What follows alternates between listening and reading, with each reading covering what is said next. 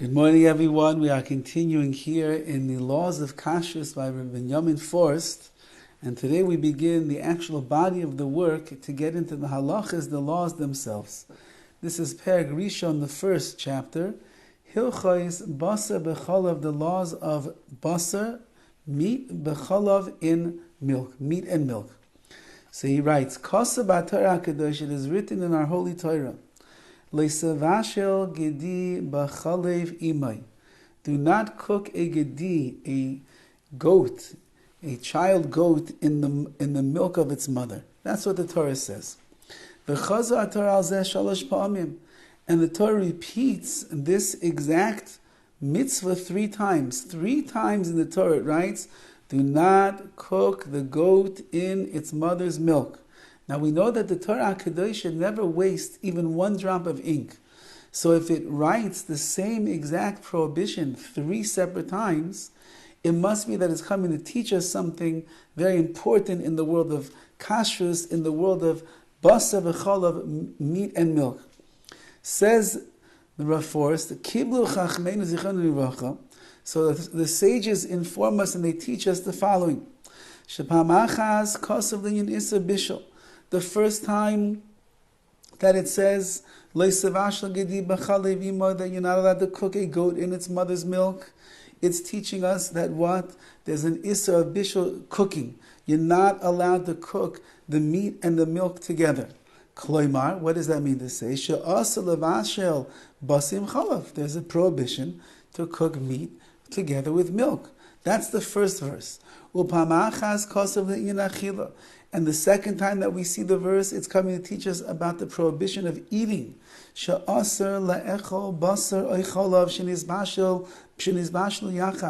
There's a prohibition of eating meat and milk that was cooked together. So meat and milk cooked together is a prohibition not only of the cooking, but of the eating it as well. And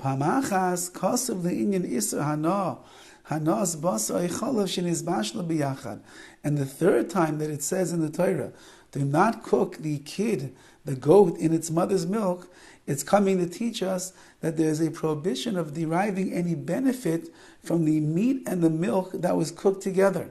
What would that mean? Therefore, you're not allowed to feed meat that was cooked together with milk, even to your dog. You have a dog, and it needs to eat, and therefore it's a benefit for you when the dog is fed. So that's called hana, that's called benefit, and it's meat and milk that is together. You would not be able to feed that to your dog.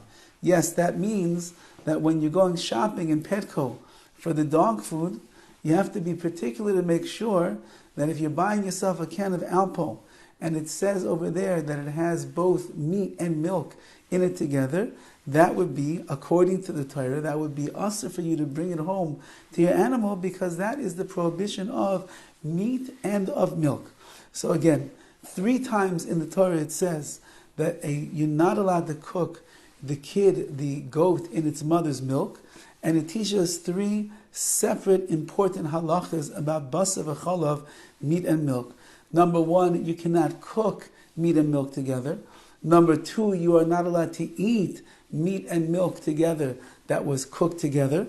We'll have to see as we go through, what about if you combine meat and milk? You have a hamburger and you place a piece of cheese on top of there, and let's say that the meat is cold right now, so it's not even cooking. Is that going to be a prohibition? We'll have to keep that in mind. And thirdly, even if you don't eat it, and even, let's say you didn't even cook it yourself, but it is combined meat and milk together, you're not going to be allowed to derive any hana, any extended benefit from that, even, for example, like he says, to feed it to your dog, because that's a benefit for you that your dog now is going to be fed. Now, this is all the introduction over here to the laws of basar v'chalav. As we will see tomorrow, be'ezus Hashem, the more details of how it's going to work. What does it mean, a gedi? What does it mean, a goat? Is that a goat, only a goat that gets cooked in its mother's milk? Or does it mean other kinds of animals? And what if it's not its mother's milk? What if it's another kind of a milk? Is that going to be a prohibition of the basar v'chalav? And what about other types of animals and the like?